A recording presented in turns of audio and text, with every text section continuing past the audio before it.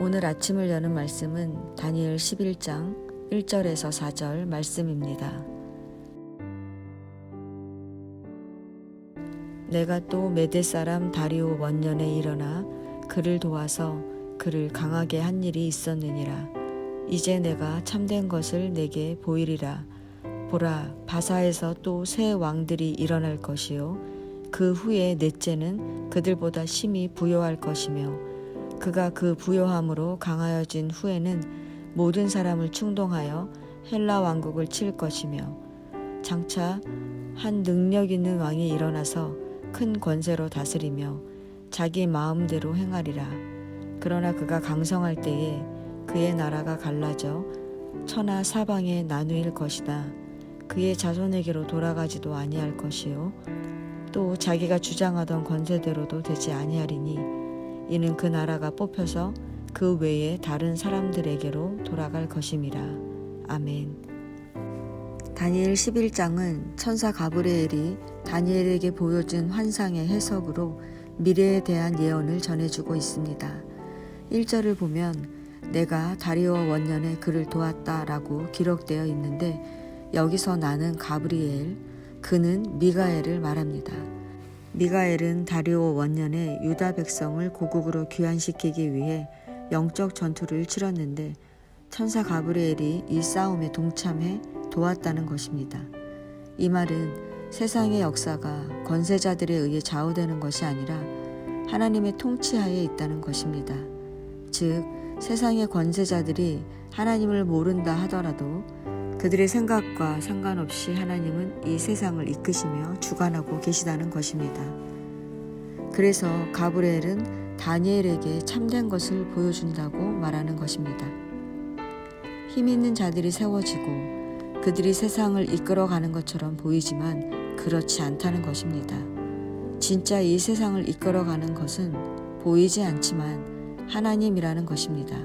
이게 진짜 참된 것이라는 것입니다.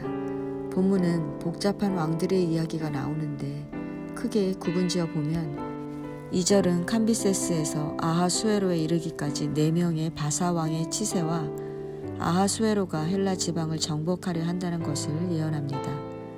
3절에서 4절은 한 능력 있는 왕인 알렉산더 왕이 헬라 제국을 세웠지만 네 왕국으로 분열되는 이야기를 전해줍니다. 5절에서 20절은 헬라의 네 왕국 가운데서 팔레스틴을 중심으로 남방왕과 북방왕에 대한 이야기로 두 왕조가 큰 전쟁을 벌여 궁극적으로 지배권이 북방왕에게로 넘어간다는 예언입니다. 마지막으로 21절에서 45절은 비천한 사람이라 나라의 영광을 그에게 주지 아니할 것이나 속임수로 나라를 얻은 안티오쿠스 에피파네스 4세가 왕이 되어 하나님의 백성과 그들이 지닌 신앙과 종교를 크게 박해하고 멸시할 것을 예언합니다. 이러한 예언이 우리에게 말하고자 하는 것은 무엇일까요?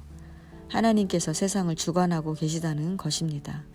세상은 부요한 자, 힘 있는 자, 통치자들이 자기 마음대로 역사를 만들어가는 것 같지만 아닙니다. 역사의 주관자는 하나님이십니다. 하나님께서 역사의 주관자이심을 어떻게 알 수 있을까요?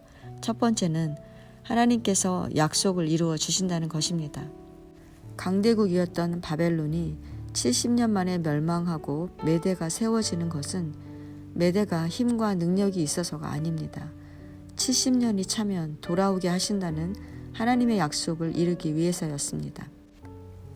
하나님은 70년이 되자 이스라엘을 바벨론 포로에서 건져내시려고 누구도 무너지리라 생각하지 못했던 강대국 바벨론을 멸망시키신 것입니다. 두 번째는 세상의 권력은 한시적이라는 것입니다. 능력 있는 왕 알렉산더는 대제국을 세우고 더 이상 점령할 땅이 없을 만큼 강성했습니다. 그는 무엇이든 자기 마음대로 행할 수 있는 큰 권세가 있었는데 갑자기 죽게 됩니다. 그의 나라는 그의 자손이 아니라 알렉산더 왕 휘하에 있었던 4명의 장군들이 나누어 차지하게 됩니다. 이렇게 아무리 능력이 많다 할지라도 인간이 가진 능력과 권세는 하루아침에 사라지는 것입니다. 그러므로 나라가 세워지고 왕이 세워지는 것도 하나님의 주권 아래 있다는 것을 우리는 깨닫게 되는 것입니다. 세 번째는 주의 백성들이 박해를 받는다는 것입니다. 우리는 절대로 왕이 될 수 없는 자가 속임수로 나라를 얻는다는 것이 이해되지 않습니다. 게다가 그런 왕이 자기 권력을 휘두르며 유대인들을 학살하고 노예로 팔고 신앙을 포기하도록 박해한다는 것입니다. 그러나 하나님은 그런 어려움 속에서도 당신의 백성을 버리지 않으시고 회복하실 것입니다. 네 번째는 이 모든 과정 속에 천사들이 대적들과 싸우고 있다는 것입니다. 성도 여러분, 세상은 능력 있는 자가 잘 되고 형통하지 않습니다. 오히려 악한 자가 더 형통하게 살아갑니다.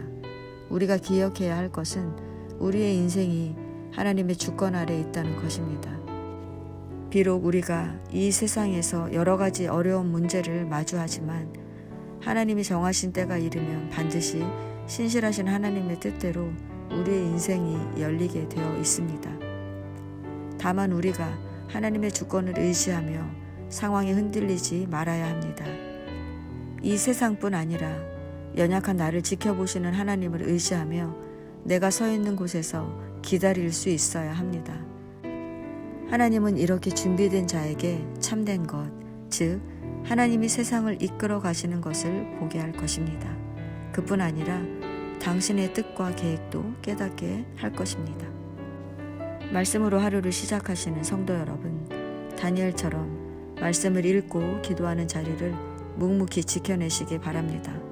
그러면 이 세상을 이끌어 가시는 하나님의 뜻을 깨달아 알게 되면 물론 그 일에 쓰임받는 자가 될 것입니다. 오늘도 그렇게 하나님의 주권적인 인도하심 따라 쓰임받는 저와 여러분 되시기를 바랍니다.